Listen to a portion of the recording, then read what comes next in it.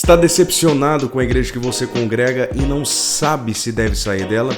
Eu vou te dar alguns motivos plausíveis para que você mude de igreja. Fique comigo até o final desse vídeo porque eu vou te ajudar a não se tornar um desigrejado.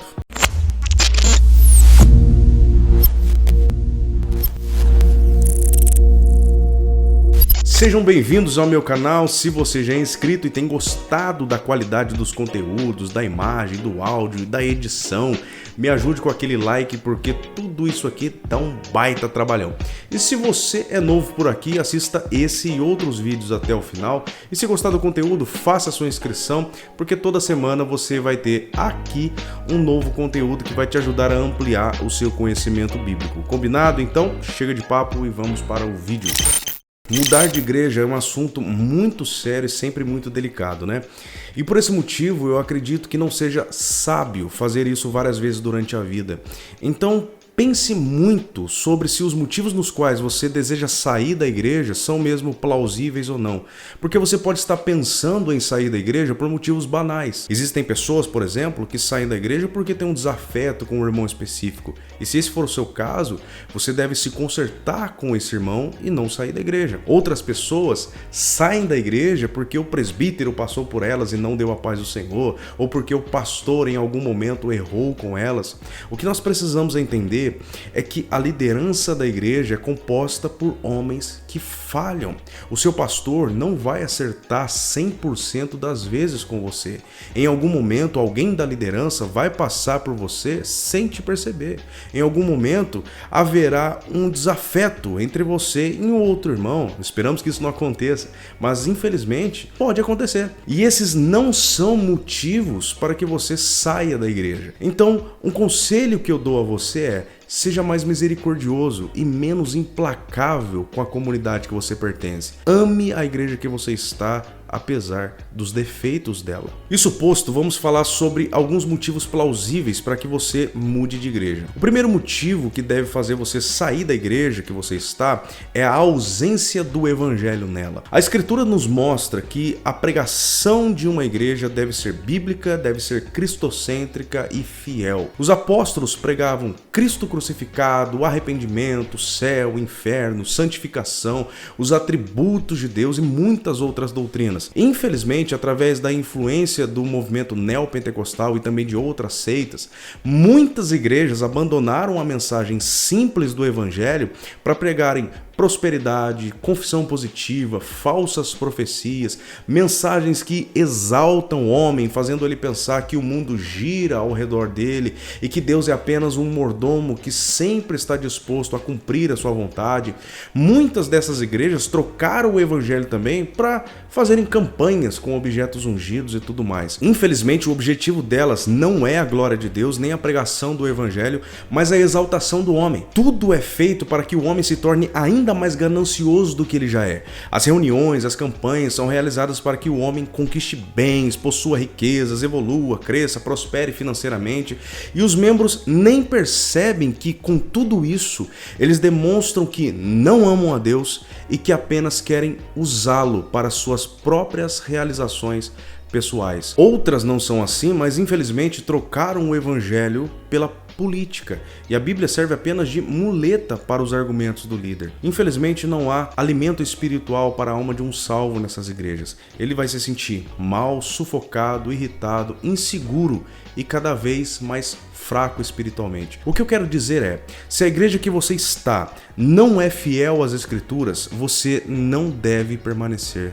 nela. O segundo motivo para que você saia da igreja que você congrega são os abusos do pastor, a postura ditatorial dele e o seu não cumprimento dos requisitos bíblicos necessários para o exercício do cargo. Pedro, em sua primeira carta, dá as instruções necessárias para que o rebanho seja bem cuidado pelos pastores, e o texto diz o seguinte: pastoreiem o rebanho de Deus que está aos seus cuidados, olhem por ele, não por obrigação, mas de livre vontade, como Deus quer. Não façam isso por ganância, mas com o desejo de servir. Não hajam como dominadores dos que lhes foram confiados, mas como exemplos para o rebanho. A palavra dominadores no versículo 3 se refere a um governo autocrático e arbitrário sobre o rebanho, sobre os membros da igreja. Embora Jesus tenha dado autoridade aos líderes da igreja, nenhum líder pode abusar do poder que recebeu, não pode ir além dos limites estabelecidos.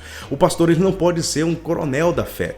Se o pastor da sua igreja é um dominador que, para estabelecer a sua vontade, a sua verdade, os seus próprios pensamentos, manipula os membros, manipula a liderança e ameaça quem o contraria, se ele se intromete em assuntos particulares que não competem a ele, ensina doutrinas estranhas às escrituras com o objetivo de manipular as pessoas, dizendo que o não cumprimento delas é estar em desobediência a Deus, você precisa pensar seriamente sobre a sua permanência nessa igreja. Em 1 Timóteo, Paulo diz quais devem ser as características dos pastores da igreja.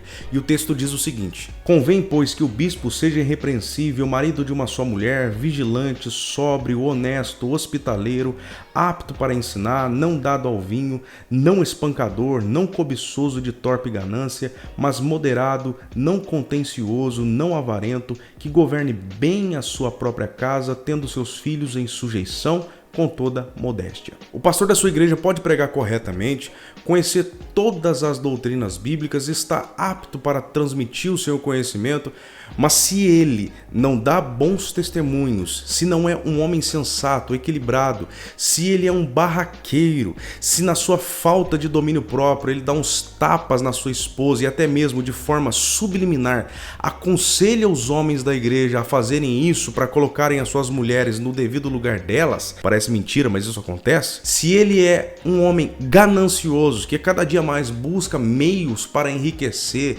e até mesmo usa a igreja para isso, se ele é mentiroso e falta com a verdade até mesmo em cima do púlpito, você não deve seguir esse homem, porque ele não é um crente. Na mesma carta, Paulo diz a Timóteo, o pastor da igreja, que ele deveria ser o exemplo para os fiéis da igreja, no procedimento, no amor, na fé e na pureza. O pastor ele não precisa ser um grande teólogo e nem um pregador espetacular como poucos, mas ele precisa ser o exemplo para os fiéis. O terceiro motivo plausível para que você saia da igreja que você congrega é a frieza espiritual dela.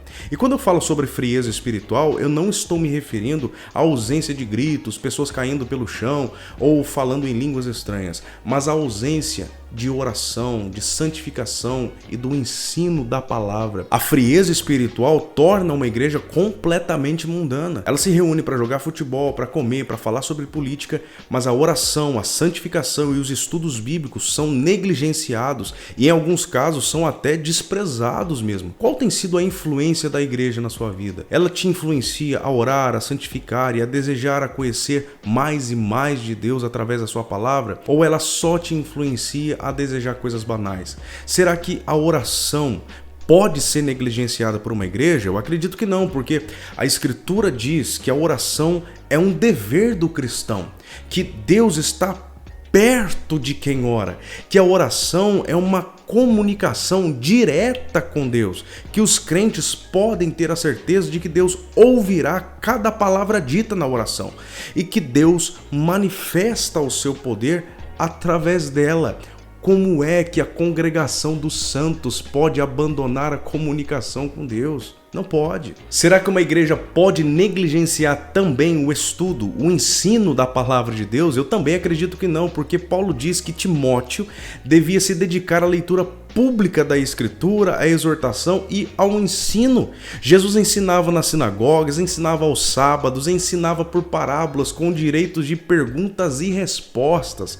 A igreja de Atos se dedicava aos ensinos dos apóstolos. Não tenha dúvidas de que uma igreja sem ensino bíblico possui membros analfabetos bíblicos e facilmente manipuláveis. Um pastor que é contra ou impede o estudo bíblico na igreja que dirige é igualzinho ao político que se beneficia da ignorância do povo, porque ambos têm o objetivo de manipular os ignorantes. Se a igreja que você frequenta não está comprometida com o ensino bíblico, ou o líder dela é ignorante, ou ele está escondendo alguma coisa de você. E agora eu finalizo te dando alguns conselhos. Primeiro, se a sua igreja está nessas situações e você não pode fazer absolutamente nada para mudar ela, busque uma igreja realmente bíblica, conheça a igreja e o pastor dela antes de você se tornar membro, para que você não se decepcione novamente. Segundo, saia pela porta da frente. Para entrar na igreja que você está, você se comunicou com a liderança e para sair, faça o mesmo em consideração aos irmãos que estiveram com você, até mesmo ao pastor que em algum momento te ajudou. Terceiro, esteja preparado para ver alguns irmãos da sua antiga igreja virando o rosto para você na rua ou te tratando com certa frieza. Infelizmente, algumas pessoas vão entender a sua saída como uma espécie de traição. Então seja firme, não fale mal, trate bem, e se te rejeitarem, lembre-se do que eu estou te dizendo agora. Infelizmente, essas coisas acontecem com muita frequência nas igrejas evangélicas. Quarto, se o pastor da igreja que você pretende sair disser que ele não vai te dar a bênção, que vai te amaldiçoar ou que você vai perder a cobertura espiritual dele, saiba que tudo isso é mentira. Primeiro, que você não precisa da bênção dele para sair da igreja. Segundo, não existe cobertura espiritual e ele não tem autoridade de te amaldiçoar. Se ele agir dessa forma, é só não aparecer na igreja no próximo domingo. E o que você achou desse conteúdo? Deixa aqui nos comentários, eu gostaria muito de saber a sua opinião. Não se esqueça de deixar o seu like e fazer a sua inscrição. Que Deus te abençoe e até o próximo vídeo, se Deus assim permitir.